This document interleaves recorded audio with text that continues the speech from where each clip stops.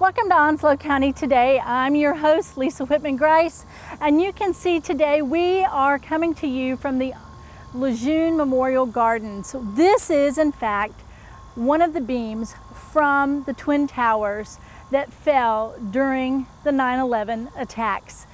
This is just one memorial, a remembrance for those who've served. All throughout the gardens, you'll find remembrances of the Mofford Point Marines who served, Vietnam veterans, the Beirut Memorial, a memorial to the original families who lived at what is now Marine Corps Base Camp Lejeune. Across the way is also a cemetery that contains the markers from those who served as early as the American Revolution. This is a place of tranquility, of peace, and of remembrance, and we are honored to be here today.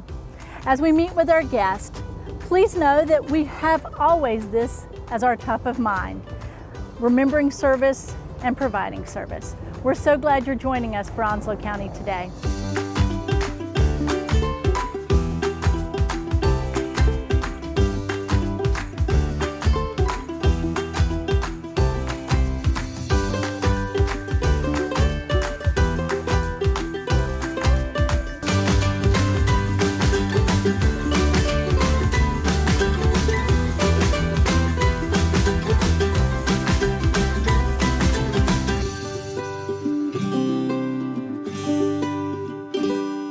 Welcome back to Onslow County Today, and joining us now is Harry Smith, Onslow County Tax Administrator. Harry, thank you for joining us. Thank you. It's always good to be here. You know, oftentimes we're talking about listing, or we're talking about, time that you'll be receiving your statement. But today we're going to be talking about something that we only really have to talk about every 4 years, and that is revaluation or reappraisal. Right. So Harry, we want to really get sort of into the thick of this so that people fully understand the hows and the whys. And the first thing that we want to talk about is, what do we mean by reval or revaluation or reappraisal? Okay. When we're using those terms, we're basically talking about a systematic process in which we conduct a mass reappraisal of all the real estate parcels located within the county. So it's not selective. We're not going just by township. We're not just saying all outlying areas. It is all at one time. That's correct. All 89,000 parcels at one time. Oh, my lands. 89, how many? 89, 90,000? Yes. Now, are these commercial and privately held, or just privately, like homes? Well, this is all the real estate parcels in the county, which includes single-family residences, obviously townhouses, duplex, commercial buildings, condominiums, everything that we have out there, farmland, vacant lots, that includes everything. Every parcel of land in Onslow County. Right. For all 760 plus square miles of Onslow County. That's correct. You all are going to cover it. Except for the base. Except for the base. Right. That is amazing to think about what an undertaking that is. So you're going to go in and conduct this. Harry, why is this done? Well, the state requires that the assessor's office, where it says the assessor's office is responsible for all property in the county that's taxable, and that includes not only real estate, but it also includes personal property. Okay. So basically we're responsible for valuing all the property. What we notice is, as I'm sure a lot of folks have been paying attention to our local real estate market, right, and there's lots of changes going on. It has been over time.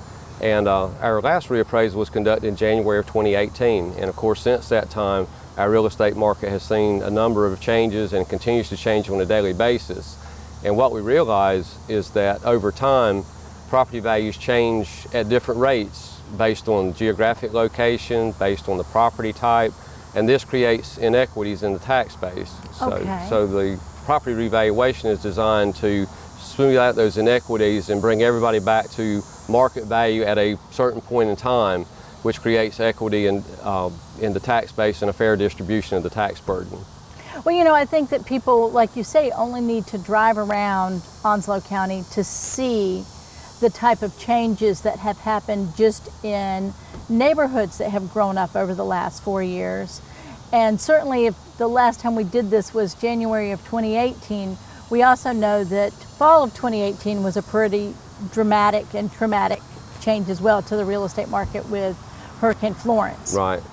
So over the last 4 years, obviously there have been significant changes, and the role of these revaluations, as I'm understanding this, is to make sure that it's more balanced and equitable from property to property. Right.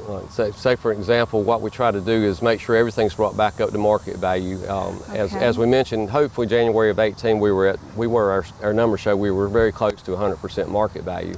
Wow. And you look at, for example, you may have a house that was valued at $100,000 back then.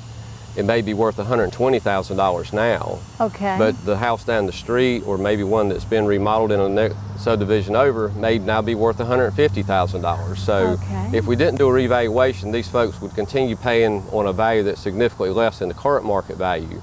So if their value is increased or decreased at a different rate than other properties, then the tax burden is not being distributed fairly. Okay. So that's why we do the revaluation, to bring everybody back up to a level playing field. A level playing field. Now, we mentioned that this is happening every 4 years.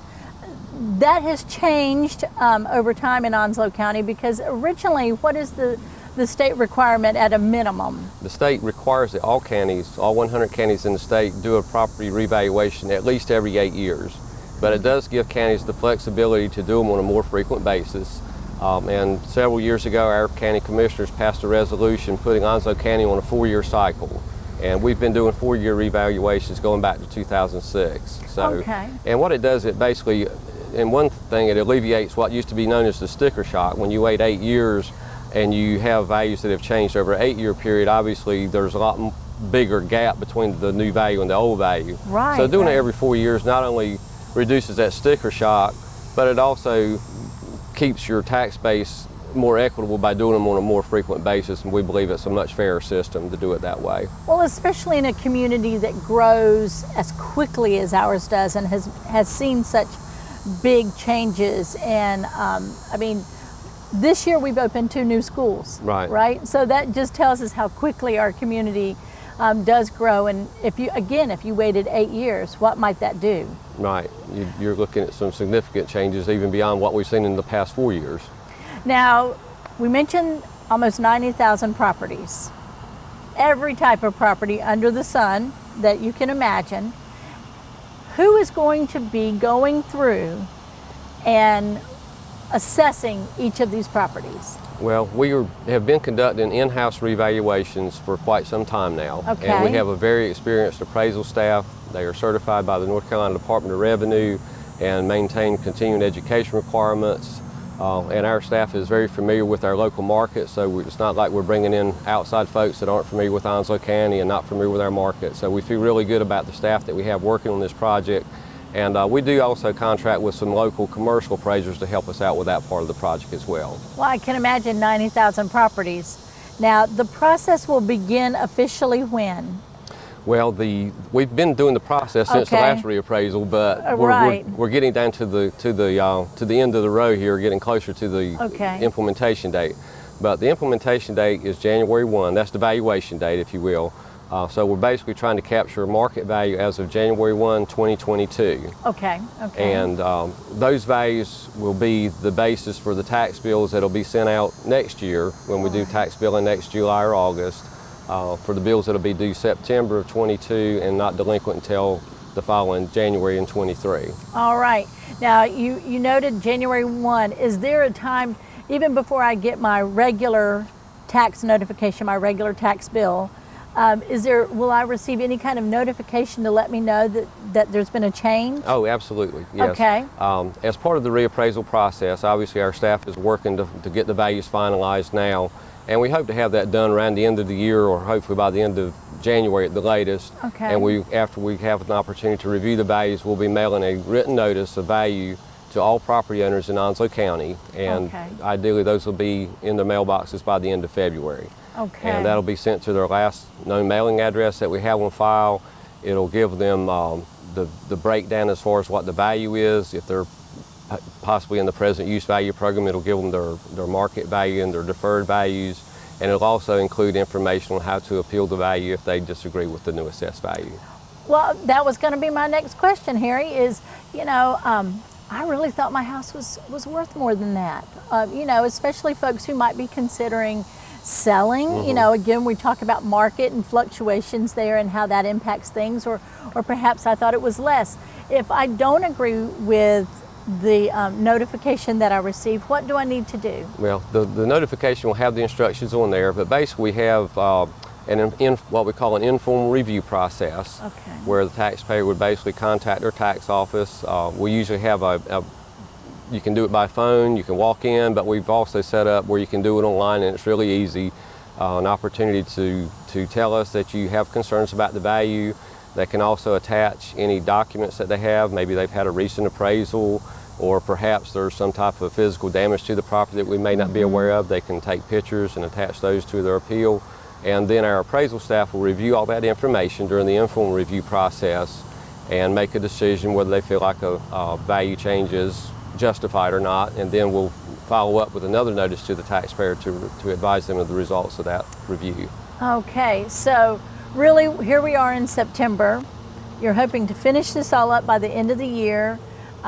People will receive notification the first of next year, and then that will be reflected in our regular tax bill statement in the summer for the following year. That's correct. All right, because as I say, this is a pretty involved process. I want to make sure that we understand sort of the intricacies of that. Harry, if people are curious about the process or want to know more about what your team does, for example, you know, are they just driving by my house?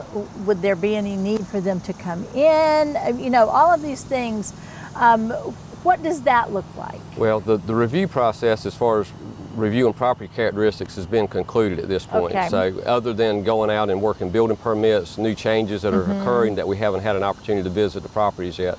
But we basically have our property characteristics file already in place. Since the last reappraisal, our staff has done a number of property reviews. It's done by driving by. It's also done by new technology that we were able to acquire a while back called Eagle View Pictometry, which gives us oblique aerial photographs to review properties, you know, in a desktop environment.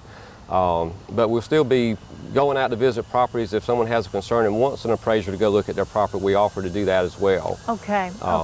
So as we have concluded the property review process, and we're now in the process, basically everybody's in the office calculating land values and assigning values to neighborhoods, then that'll be wrapping up, like I said, hopefully by the end of this year. Very good. So this is something that we'll all be seeing this in some way in 2022 and 2023.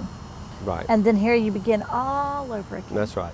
And I think I left out one thing. Absolutely. If anybody wants more information regarding the process, we will have information available on the tax office page of the county website. Very good. Okay. There's some information we're in the process of updating now. By the end of September, all that should be nice, fresh information that'll deal with the 22 reappraisal and have lots of information. And obviously, if they have any questions at this point after reviewing the information, they're more than welcome to contact our office, and we'll be glad to talk with anybody about it. Well, that is wonderful. Well, Harry, again, let's remind people of the main line then for people who might be interested in calling and who might have questions. Okay, the main number for the tax office is 910-989-2200. Okay, and for folks who are not familiar where your office is located, we know that we do have some limitations in place, and we always want to be mindful of COVID protocols, but how could they also visit your office? Our office is located in the Onslow County Government Center, located at 234 Northwest Corridor Boulevard in Jacksonville, which is on the west side of town, heading towards Richland. Turn right at the Tar Heel Baptist Church and at Pony Farm Road. All right, so they're at the Onslow County Government Center at the Burton Park, where they can sort of, when they venture down, they can't miss the building. That's correct. And there are lots of wonderful folks there to assist them. Absolutely.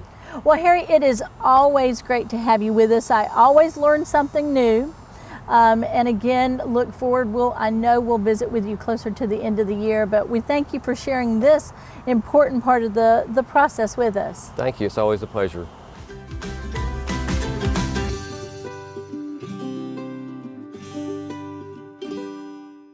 Welcome back to Onslow County Today, and joining us now is Aisha Ford with the Onslow County Health Department WIC program. Yes. Aisha, thank you for being here. Thank you for having me again. This is sort of part 2 of our conversation that we had last month. We talked a lot about WIC and the services and resources that you provide for our community. Yes. But since we were last together, Yes. your department, your program has received an award. Yes. Tell us a little bit about it. I'm really excited. We were recognized by the State Nutrition Services Branch for having the highest number of issuance for the fully breastfeeding food package by any urban county within the state, which is, we use that metric to measure the success of our breastfeeding programs support and management. So let's back up a little bit.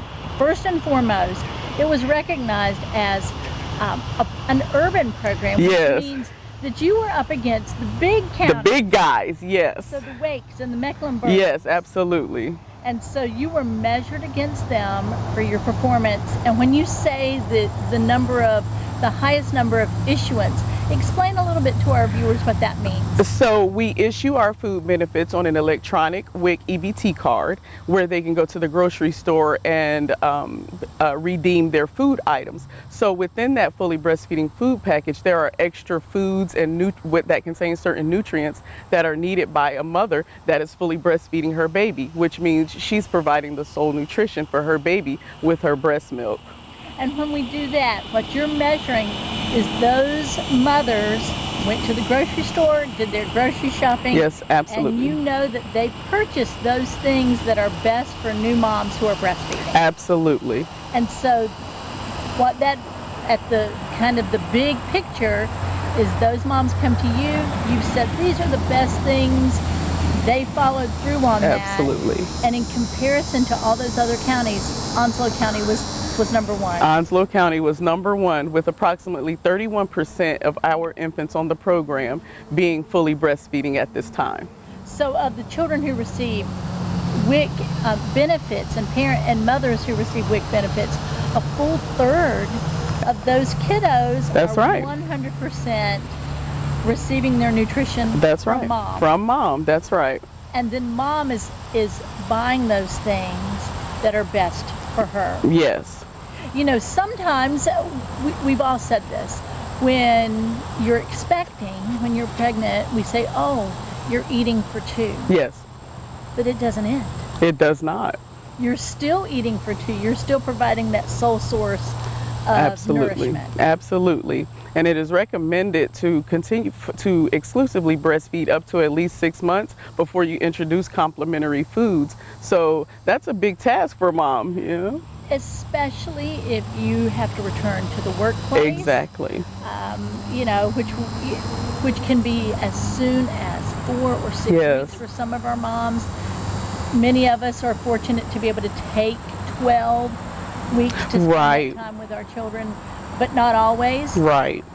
And so that goes into an additional issue of then providing that nutrition, that breastfeeding opportunity Right. for moms who've returned to work. And you all are actually working on that as well with our community. Yes, yes. So there is support beyond just the food package.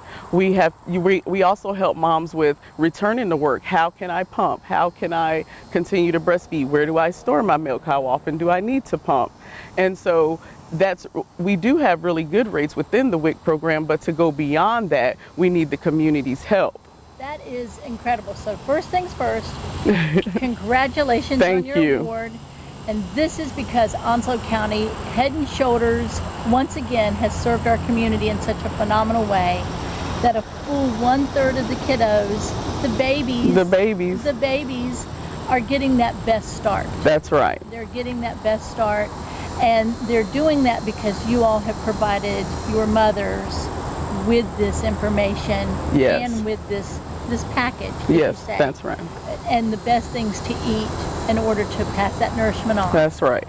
That's right. Secondly, you're also providing education. Yes. How to pump, when to pump.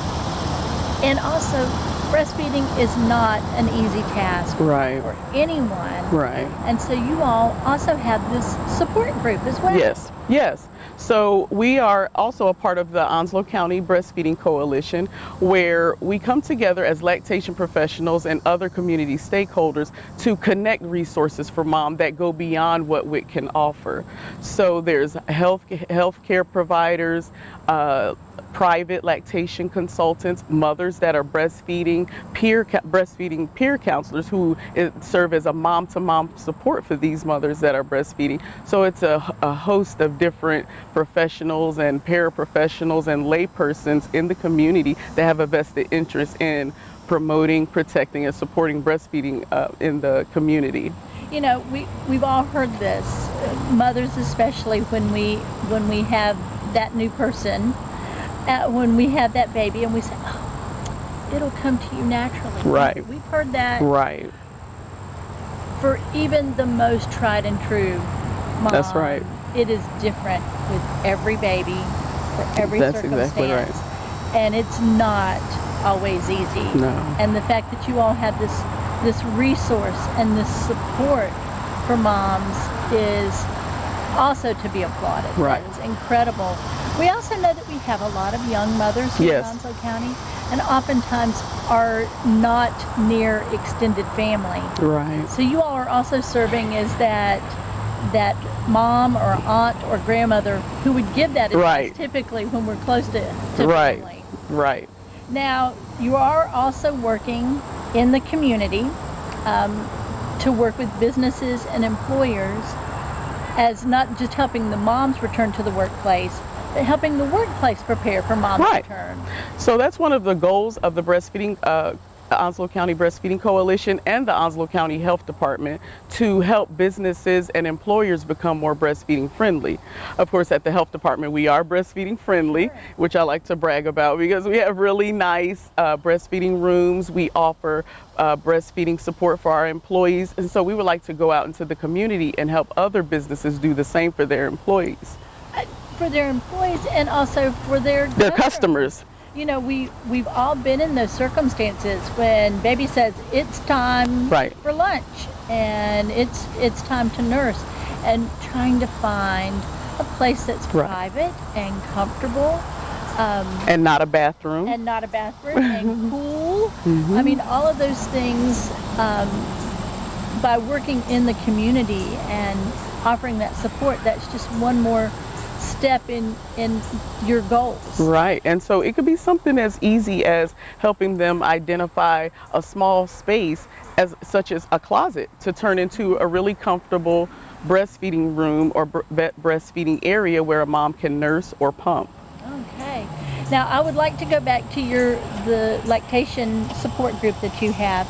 You all don't just offer advice, but you actually get together. Yes. And where do you gather and when? And how do we join in? How can someone be part of that organization? Well, we can be contacted on our Facebook page, which is Onslow County Breastfeeding Coalition. We meet every second Monday of each month at the Onslow County Public Library located on Doris Avenue. Okay. No fee to participate. It's not a membership. This is something where you can come and get that guidance and advice that you need.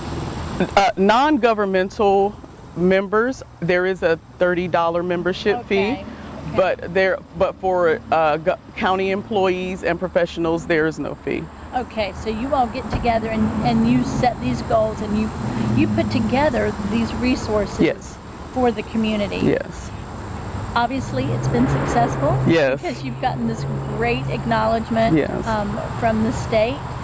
If there are new mothers out there, or soon-to-be mothers, or someone who loves a mom who wants to again find out more about WIC and find out more about the resources that you offer, again, please let's remind our viewers how they can reach you. Absolutely. We can be contacted at the Consolidated Human Services Building located on 612 College Street, or give us a call at 910-347-5002.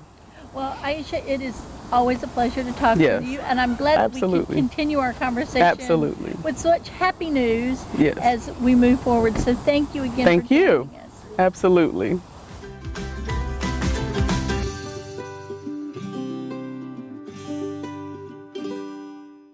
Welcome back to Onslow County Today, and joining us now is Lee Stiles with the Onslow County and Carteret County Cooperative Extension Offices. Did I get that correctly? Yes, you did, Miss Lisa. And what is your official title with Cooperative Extension? I'm the Empowering Youth and Families Program Assistant for Carteret County and Onslow County Extension Offices. Now, for our viewers who are not familiar with that, because we haven't gotten a chance to visit with you in quite a while, let's remind our viewers what your Empowering Youth and Families initiative is. Okay, our initiative is we target middle school age kids, and we work with middle school age youth and their parents. And the program has several different components. One of the components is opioid prevention. Yes. We want to prevent the misuse of drugs in young teens before it begins. But also, one of our goals is strengthening better communication between parent and youth, and also just creating healthier family relationships. We give youth the tools and skills they need to be able to combat against peer pressure and bullying and things of that nature. And the ideal time really is that middle school, when we're sort of in flux. We're not really a kid, but we're not yet a teen or a young adult. We're in that middle group, and that's a really trying time for our youth. It is. It's a transitional stage for our youth. At that point, what they're doing, they're still trying to find themselves. They're still trying to learn their own identities. So at that point is a crossroads for them. Either they can go to this direction or they can go to that direction. So that's why we want to catch them at that age, but right before they get to high school, because they're going to be faced with so many things in high school that's going to come their way. Peer pressure from drugs, relationships with the opposite gender or whatnot. So we want to make sure we catch them at that age to implement these skills and tools into their lives so they'll be able to be better equipped to face those challenges when they get in high school. I mean, they're still really forming, and those outside forces shape us. Yes. And you want to make sure that those are positive outside forces, and Yeah. that's what you all are all about. Yes. Is creating that energy for them. Now, service is also one of those things that you really work with those youth. Yes. We're all made better when we help others. And so talk to us about this service program that you all have going on September the 18th. Yes, September the 18th, we are doing an event called Serve Those Who Have Served Us. And we're going to do it right here at the new site for the Onslow Community Outreach on 1210 Hargett Street. Yes, sir. And we'll be starting at 12:30, serving food at 12:30. But the group of families that graduated from the program in the spring 2021 cohort, those families decided that they wanted to tackle the homelessness problem that we have right here in Onslow County, and mainly targeting our veterans. Yes. Because we feel like in this country, our veterans have fought for us. They have given us our blood, their blood, sweat, and tears, and we feel like it's a necessity for us to give back to them, to provide them with the needs that the necessities that they need, and that's like housing, clothing, things of that nature, food. So what we want to do, we want to try to give them a little bit of resources on that Saturday afternoon, and we're going to do a clothing drive. We're going to do a hygiene drive where we're going to be giving out personal hygiene kits to homeless veterans. But also the event is going to be about opioid prevention too, because you got a lot of veterans that get on opioids and other drugs because of the trauma from being in the military, PTSD, things of that nature. And what they're doing, they're self-medicating. So we also want to talk about those things. So we got a youth coming out that graduated from the program in spring. They're going to do a brain activity where they're going to talk about the 3 different parts of the brain and how drugs affects the 3 different parts of the brain. So the children and families who are hosting this event and who are serving our homeless veterans community here in Onslow County are taking what they learned in their cohort and then applying it. So they're applying that new knowledge that you've given them. Yeah, that's one of the goals. And then they're also providing these resources, such as hygiene and clothing. How can the general public aid them in these these goals to provide these materials? Are they taking donations just that day, or can we bring them to our Cooperative Extension office early? How can we best help you help them? Yes, you can bring donations to our Cooperative Extension office early and also on that day. So Okay. if you got any clothes you want to give away, if you have any hygiene products or things of that nature, you can bring them to our Cooperative Extension office right over there on 4024 4024 Richlands Highway right here in Jacksonville. And we'll be glad to take those items because we want to distribute those items to the veterans or the homeless population that may need it on that day. Okay, so one, you've got this family, these youth that have graduated, so they're a success story. Yes. And they're paying it forward. Yes. Now, for folks who might want to engage, maybe we know a family who could really benefit from being part of your initiative. When does your next cohort begin, and how can we sign up? Okay, the next cohort begins on September 21st, and you can sign up right at my local extension office, right there at that same address I just told you earlier. Sure. But yeah, so you can contact either me and or you can contact my 4-H agent, Tara Taylor. Yeah, and then we'll get you signed up for the Empowering Youth and Families program through 4-H like that. Okay. So I also want to give everybody out there my email address. Please do. And that's LAStyles, STILES at ncsu.edu. You can contact me by email. If you are a parent out there that has a middle school age child, I can get you signed up. It's a wonderful program, free program. We give out free meals every week. And after the 10-week sessions are over with, we take their families on a weekend retreat to a 4-H campground. How fantastic. One, what a great resource for our families and for our youth. Absolutely. And the fact that you all are taking it forward, and that this was their idea, that they wanted to do something in the community. They saw a need, and they are helping to fulfill those needs. So you are to be applauded, and your young people who are part of your program should be celebrated for this. Again, we want to remind folks that it's at the Onslow Community Outreach on September the 18th, really not far from where we are today, down Hargett Street. And they can go ahead, they can either take their donations on that day or go ahead and take them to the Cooperative Extension office in the next couple of weeks so that we make sure it's ready for them, correct? Yeah, that's correct, Lisa. Yeah, we're about impacting the Onslow County community in a positive way.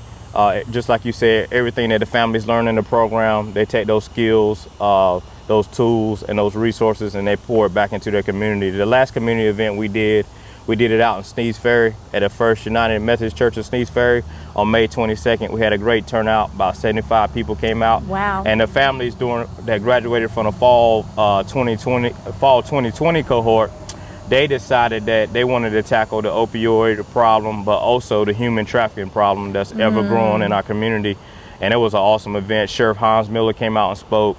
We had 2 ladies from the True Justice International organization, which is an anti-human trafficking organization that's been battling human trafficking in our community. And it was an awesome event. It was very informational, and it made a huge impact. So we look forward to doing the same thing with this next event coming up on September 18th. Well, you know what I'm hearing, last but not least certainly, is we've talked about these being middle school students who are in this transition phase in their life, but they are tackling some very serious matters. They've thought deeply about how they want to make a difference, and what a great way to enlighten them and to show them that the good that they can do in their community. So Lee, it's been a pleasure talking with you again. Thanks for joining us. Oh, thank you, Lisa. Thank you for having me.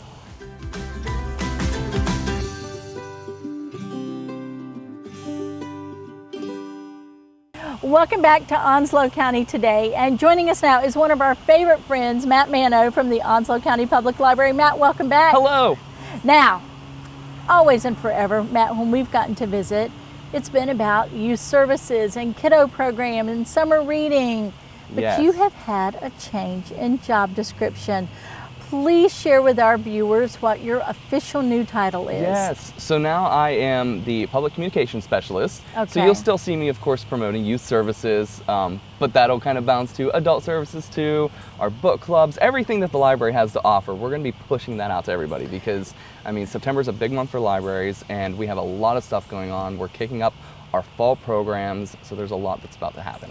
So we're really tying up all the loose ends on summer reading, and I've seen all the great, you know, the prizes and the tallies and how much people have read this summer. Yes. We're ready, all of us are ready to transition to fall. Absolutely. Not just because it's 90 degrees in the shade, but because we're just ready for a new season. And you are bringing that new season to us. So talk to us about what's going on at our public libraries this fall. Absolutely. So we have our fall lineup ready to kick off. Back to school, back to the library. We're ready to start everything out. Our adult book clubs are going to be kicking off. Of course, we have one at every branch. So Richlands, Sneads Ferry, Swansboro, and of course our main library in Jacksonville. But then we also have our book clubs for our early elementaries. So we have our Buccaneers Junior. We have our Buccaneers for 3rd to 5th graders. And then we also have a brand new graphic novel book club for middle schoolers. So this is going to be great. It's going to be excellent for your reluctant readers that, you know, maybe don't love all that text on a page or they feel like they can't finish a novel. You know, graphic novels are great. The kids love them because of the pictures. They're super inviting. I have tried, but it's almost sensory overload for me because there's just so much. I don't know where to go next. But kids are loving the graphic novels, the manga. They're taking regular books and classics and bringing it in. So that's going to be a book club that we're super excited about. And then we also have the Big Idea Book Club, which is about diversity and inclusion for our teens. That is awesome. So it's going to be fantastic. There's a book club for every age. And of course, our story times too. They're going to be kicking off after September 11th, they'll be starting back. So we got to give everybody a little bit of a break from summer reading, give them some time to re-prep and get ready with everything, and then kick it out. So those are the book clubs.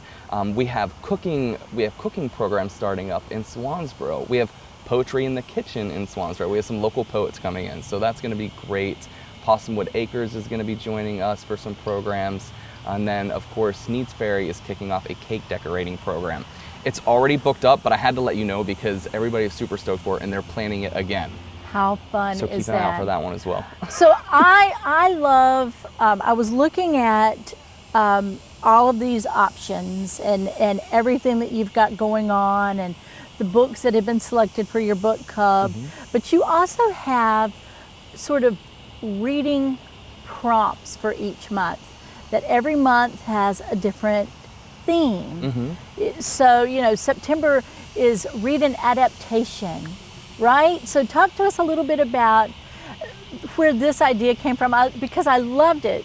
Because sometimes summertime we want something light. We're gonna sit on the beach or we're gonna, you know, swing in a hammock somewhere and just read and don't want anything too heavy. And in the fall, as we're all sort of going back to school, every day is a school day. For sure. Then you think, I don't know where to get started. What's my next read gonna be? That can be the struggle with a lot of people, and not just with people that love to read, but also with people that don't want to read, and they just don't even know where to jump in at. Right. So one of the great things is, you know, our book clubs are a great way to get people to jump into something because they've selected a theme, they've selected a book, and then you can share with other people too around, you know, the common interest of that book. But then we also have our reading challenge, the adult reading challenge, which we have each month kind of prompts a theme for somebody to read. And it's one of those great ways that what we want to do is we just want to keep people reading.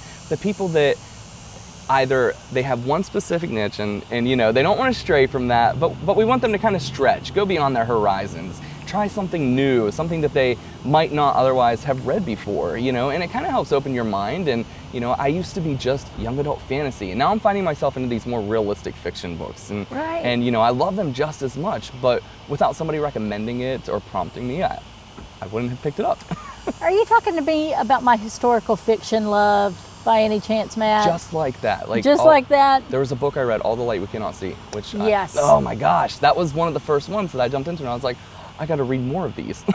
Well, I just think what a great tool to say, not only do we have all of these books, but let us get you started.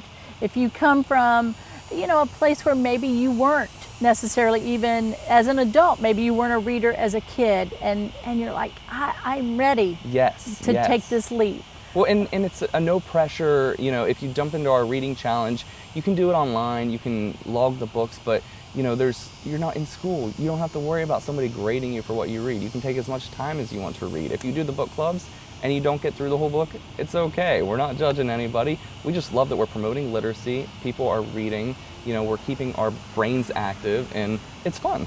And you know, as it starts to get cooler and we're staying inside a little bit more, what a great time, great Absolutely. way to pass the time and enjoy that autumn season. Yes. Now, Matt, in your new capacity as public, let me make sure I get it right, public communications. Yes. Okay. I know that you're also going to be responsible for your multimedia content. Talk to us about some of the things we can look forward to. Absolutely. So we have, of course, Library Card Sign Up Month is coming up. We're going to be posting our weekly updates for everything that's going on at the library, because sometimes there's just too much to keep track of. Sure. So we're looking at some options so that everybody can see what's going on for the whole week. So you can mark your calendars ahead of time. All right. And then we have our Sign Up Genius account. So we have a short link for it. It's bit.ly/OCPL signups. And that helps our patrons jump into all the programs that require registration, because, you know, with COVID limitations and everything, some of them we have to cap. So make sure that our patrons get signed up with that. We have all the signups available online. And then, of course, Twitter, Pinterest, Facebook, Instagram. We have all of our social media accounts that people can follow. We'll be sure to keep everything updated. We have our new fall newsletter on our website. So people can go to just about any outlet and find something going on at the library. One of the most exciting things that we're looking forward to is our 9/11 memorial poster exhibit. So those will be available at all the branches. September 10th, we're doing our Hometown Heroes 9/11 tribute. So anybody that, from first responders to therapists, you know, we welcome them to come to the library. Any branch, 10 to 5, September 10th. We just want to give them some treats, refreshments, and just thank them for the service that they do. You know, here we are in this memorial garden, and we can't help but be reminded Absolutely. of the number of hometown heroes Onslow County really does have. Yeah. And so the fact that you all are offering this in commemoration and in conjunction with the 20th anniversary of the 9/11 event is phenomenal. And again, we are our libraries are gathering places and places of celebration and commemoration. So we appreciate you doing, and so we appreciate you doing that. We appreciate you doing that very much. We're going to let you go, and we're going to bring on a new friend from the public library. She's been with us since the spring, but I haven't had a chance to visit with her. And we're going to be talking with Miss Aisha from Sneads Ferry. But Matt, one more time, we want you to let people know how's the best way to connect with their Onslow County Public Library. Absolutely. So like I said, you can search for us on social media from Facebook, Twitter, Instagram. You can also call us at the main branch, 910-455-7350, and then jump over to our website, www.onslowcountync.gov/library. Fantastic. Well, happy fall. Thank you. And we are looking forward to all these great programs.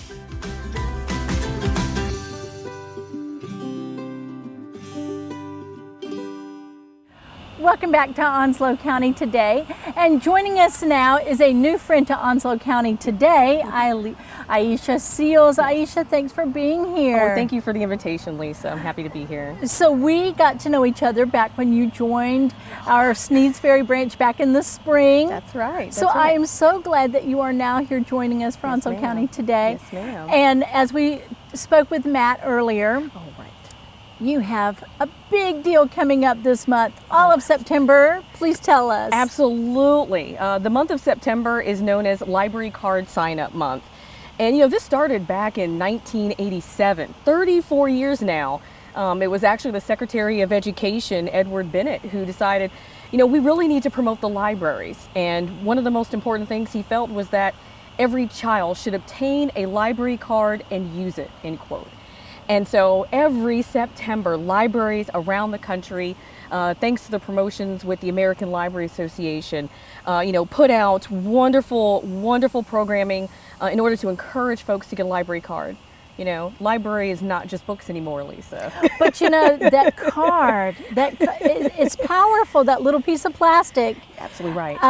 That we all have in our billfold or attached to our keychain. That's correct. That's right. Is powerful, and That's it right. can take us to other worlds, to Yes, other ma'am. places, Yes, ma'am. introduce us to new friends. That's exactly right. And you have a really special honorary chair nationwide this year. That's right. Tell us about this ambassador for reading. That's right. You're absolutely right. These cards just transport us to so many places, and we're so fortunate to have a young 16-year-old girl. Her name is Marley Diaz, and she was the founder of 1,000 Black Books. She's also an author herself. She's been writing and promoting education and books and literacy for years. And so we're so grateful that no, she may not have a card this big. Lisa, you may not have a card this large. It'd be hard to keep it in my purse. That's why that key ring is so important. But you're right. We're able to, bring books and other materials, e-resources through NC Live or NC Wise Owl in the school system. We're able to, check out DVDs or even other software through the Libby app. They can download any book they want. They can use Hoopla in their own home. They don't have to be in the library. And with the connectivity extensions that we've had here in Onslow County, the library extends beyond the walls of the 4 branches at the main branch on Doris Avenue, in Swansboro, Richlands, and of course at the Sneads Ferry Library. So with that keychain, you can take that library card anywhere you want, anywhere you need, and share it with your family. So if you don't already have a library card, of course you can go to one of those branches. They can sign up from our library webpage. They can also go to one of the pop-up events that we'll have during the month of September and obtain a library card. Well, that was going to be, our next kind of conversational point here is, other than just getting my library card, Right. I know you got some big stuff planned. What else, if we sign up, if we go to a pop-up event, what is it that we have in store for us? We'll have an event at Daryl's Bakery. We'll have another event at Sweeter Things. We will also have an event at the JASA Soccer Park, and we'll have an event in Sneads Ferry as well. And so they'll just need to bring a proof of address in Onslow County. They'll also need to bring their driver's license. They'll get the card. Of course, they can enjoy a baked good at the bakery. They can enjoy the wonderful soccer games going on. And when they're ready to come into the library building after getting one of those library cards, they can enjoy the programming. And you heard Matt earlier, between story time, STEM programs, art programs. I talked about the e-resources online. There's so many wonderful things, movie nights, family nights. The library card is free. You don't pay for it. And it's what our wonderful, wonderful county has provided for decades here for the residents here. Well, as we talk about sort of that idea of resources, it's also a prestige thing for kids. When you don't have any other kind of ID and you look in your backpack, or you look in your purse, or your little tote, You're officially, it's an official documentation. That's exactly right. This is my ID. That's right. This is who I am. You're absolutely right. And at age 5, children as young as age 5 can get their own library card. And it's amazing. I love seeing the young boys and girls come up to the counter, and they have their items, they have their books, they sit them on the counter, and they put the library card on top. It is a wonderful experience for them. It's a wonderful experience for their families, and it just opens so many doors.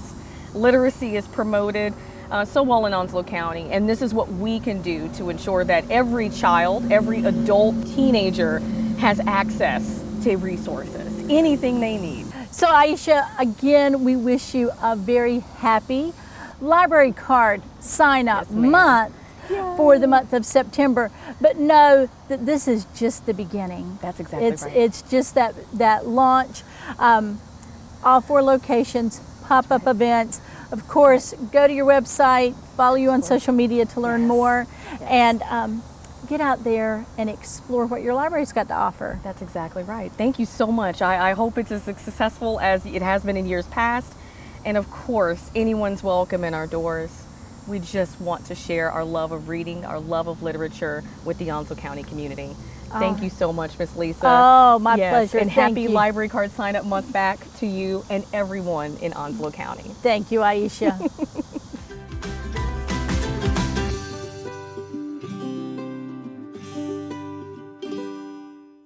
Welcome back to Onslow County today, and joining us now is our Health Director, Kristen Richmond Hoover. Chrissy, thank you for being here. Absolutely. Thank you for having me. Well, you know, it's been a little bit since we've had an update from you on Onslow County today about COVID-19, the efforts of the health department and the county.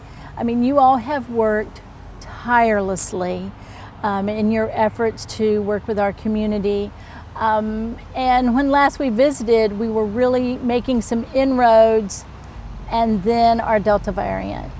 So we want to sort of get an update. Certainly we can't speak specifically to statistics because they change daily, but sort of a broad brushstrokes about what you're seeing and what you can share with us. Absolutely. So I think last time we talked, you know, we were at the end of the summer, or at the end of the spring, beginning of the summer, and we were seeing our number of vaccinated people increase.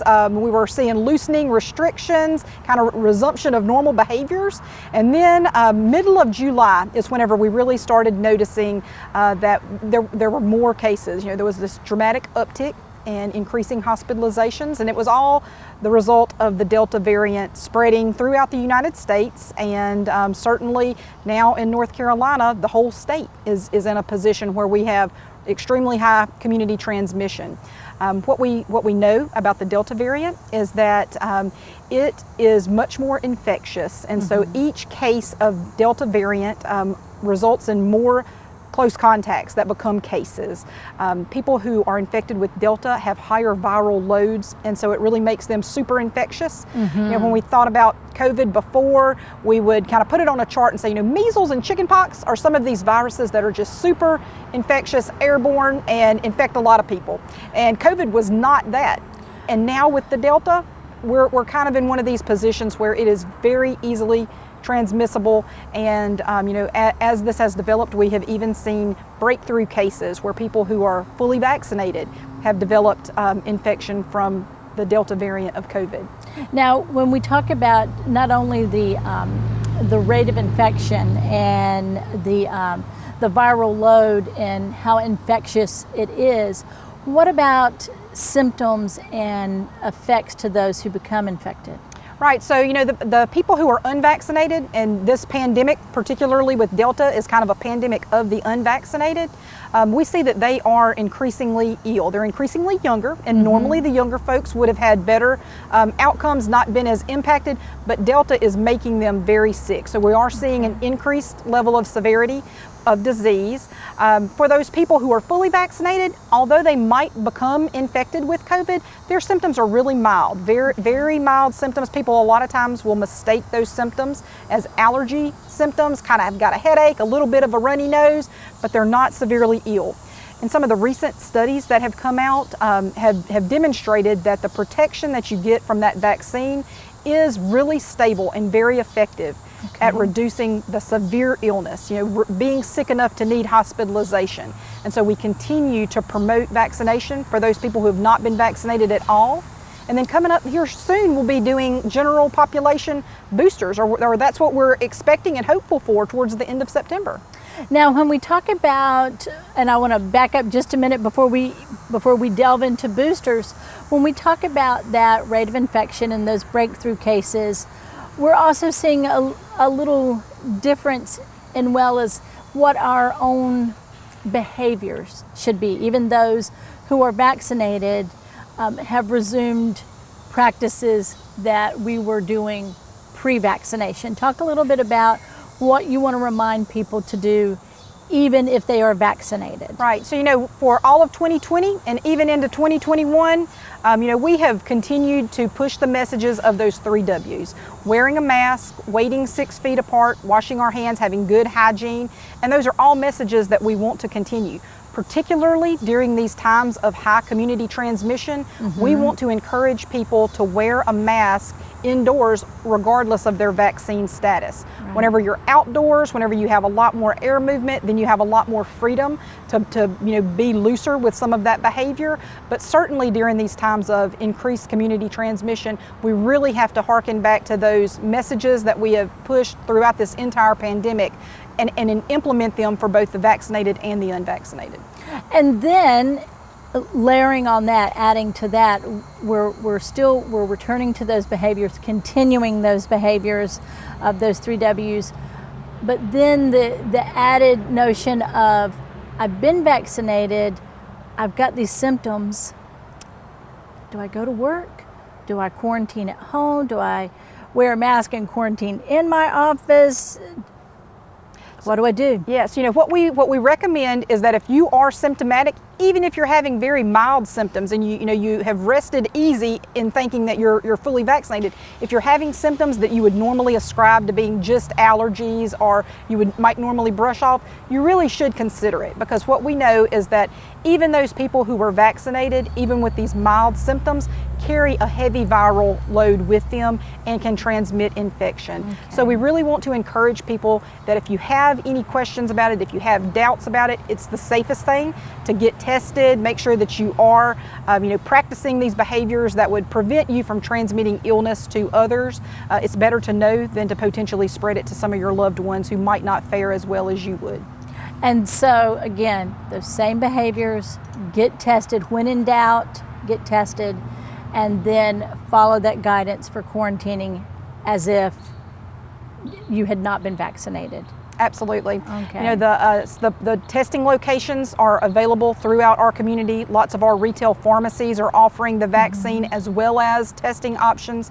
We still have StarMed functioning in our community, offering vaccine and testing daily. So these are all things that are very available and easy to access. And finally, let's go back to our little bit of an earlier conversation about boosters. Those of us who are parents are used to that. We have our children vaccinated when they are babies, and then we have to get a booster, and then we have to get boosters for going back to school or vaccines for going back to school. And so the notion of a booster shot is not unknown to us.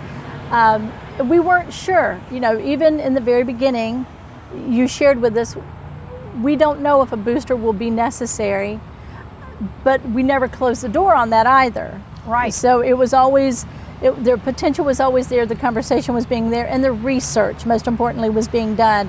So what do we know about the status of boosters right now in this moment? Yeah, so what we know now is that we do see that the vaccine has had kind of a waning effect over a longer period of time. And so when we saw this Delta variant emerge, we did see a slight uptick in infections among those people who had been fully vaccinated.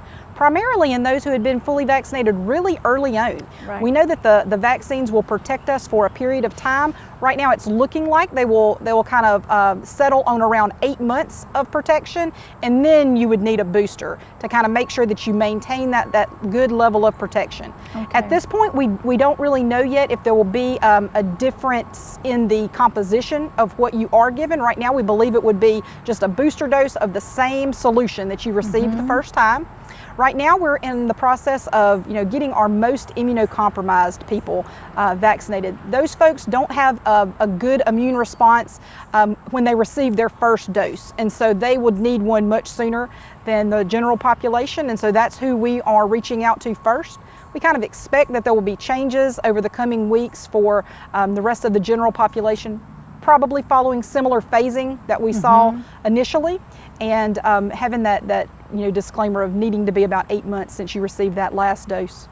So what we need to do is pay attention to what you're going to share, what the media will share about that timing element and what that means, whether that means going to the health department or going to our own personal provider. Those are all the kind of guidances that are on the horizon that we're refining right now? Right now, so when we're looking at the end of August and moving into September, they're in the process of going through some of those procedural steps of getting the FDA, the CDC, and the Advisory Council on Immunizations, going through those procedural steps to say that we do need this. Once that is made available, the media would certainly cover it, and then we'll begin our messaging once we know that that is here. What's different this go round is that we have many more vaccine providers in our community, and thankfully so. We have individuals that are still getting their primary series, their first and second doses, and as they begin to come online with the third doses, we'll have many more options of where the public can go to receive those booster shots or those additional doses. Now, speaking of the FDA and they're refining the process on the boosters, we've also in the last few weeks received some very good news about first our Pfizer vaccine. Right, absolutely. So Pfizer has been fully approved for our 16-year-olds and up, and so that is exciting news. That it is kind of that gold seal of approval, says that that vaccine has gone through that rigorous scientific study process to make sure that it is safe, that it is effective, and now it gets a new name. We've called it the Pfizer vaccine for so long, but they now have a brand name that will go with it. We expect that the announcements for approval of other vaccines will follow. It's just a little bit further down the timeline. And then finally, when we talk about who's eligible, certainly we're talking about boosters for those that are most immunocompromised. And you mentioned that folks are still just getting now their first doses.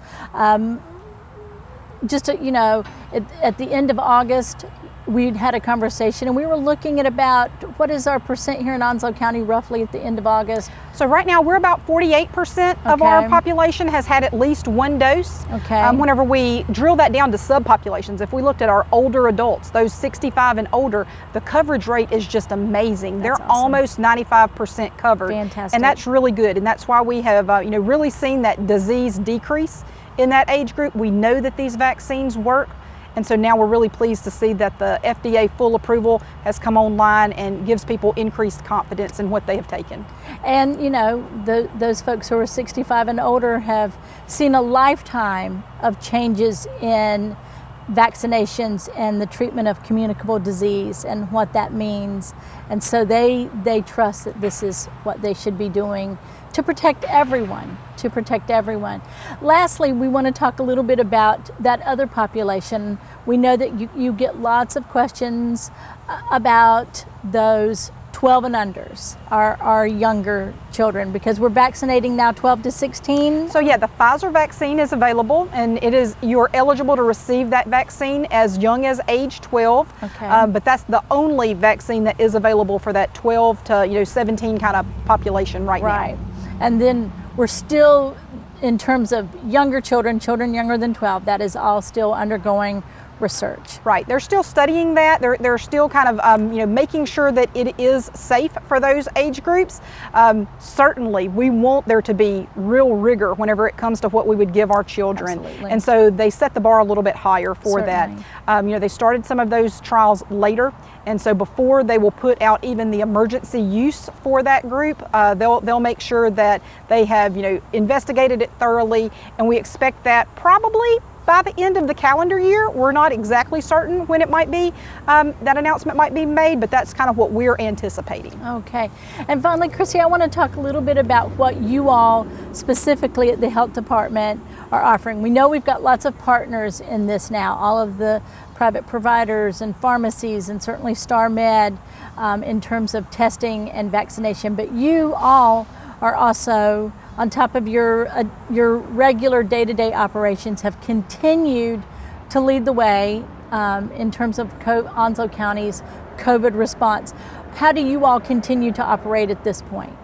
So we have continued all of our regular health department services. We feel like the services that we provide to the community really are essential, and so we really made a concerted effort to never limit those services. And I'm really proud of the work that our team has done to continue those services. We have brought on surge staff and contract temp individuals to assist us with our COVID response.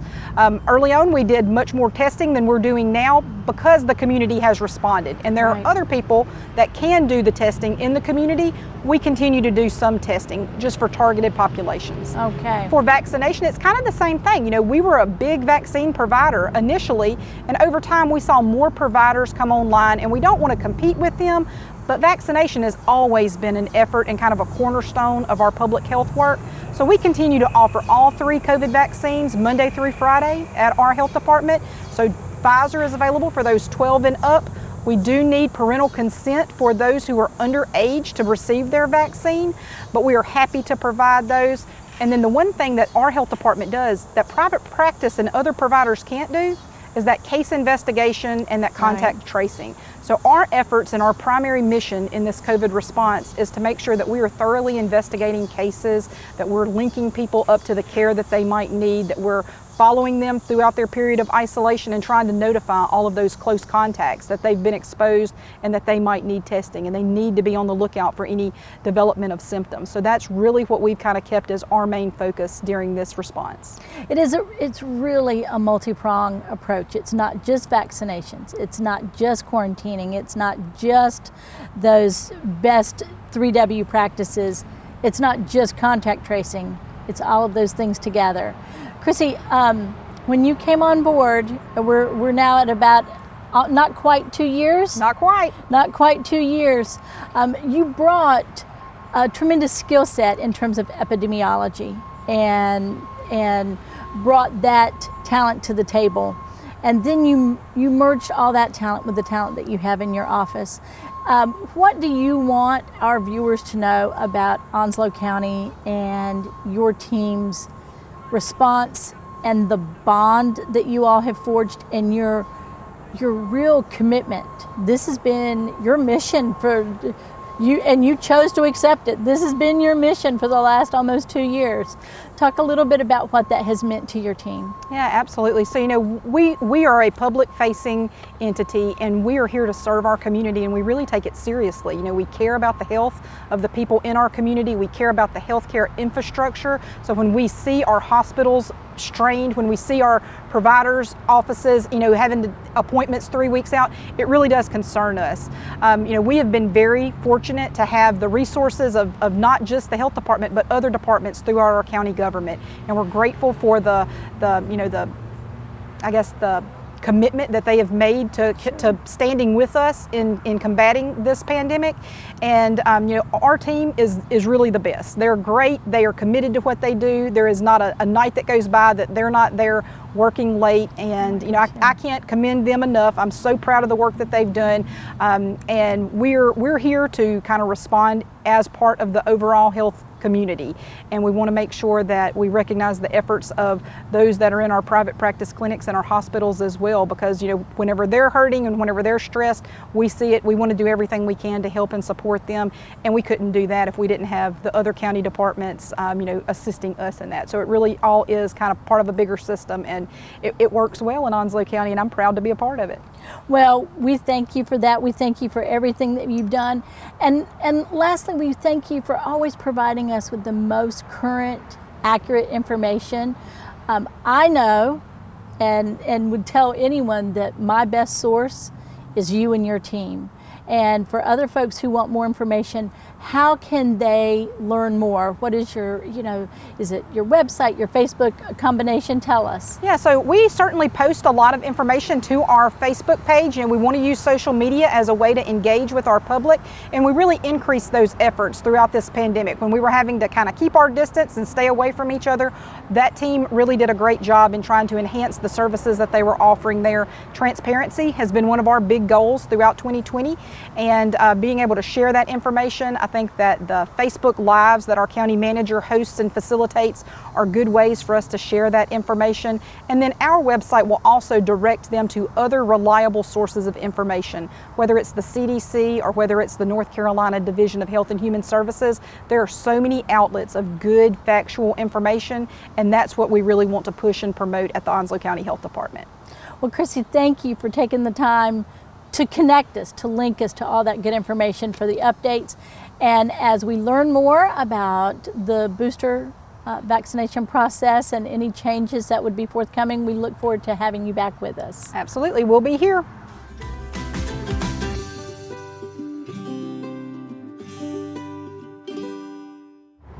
Thank you as always for joining us for Onslow County Today, and a special thank you to all of our guests: Aisha Ford, Harry Smith, Lee Stiles, Matt Mano, Aisha Seals, and Chrissy Richmond Hoover. And finally, a thank you to all of those who have served, who we honor here in the Lejeune Memorial Gardens. We invite you to come here for these moments of peace and tranquility, and for moments of gratitude, to thank those who stepped in front of us and who have served on our behalf. As always, we are grateful to you for joining us for Onslow County Today.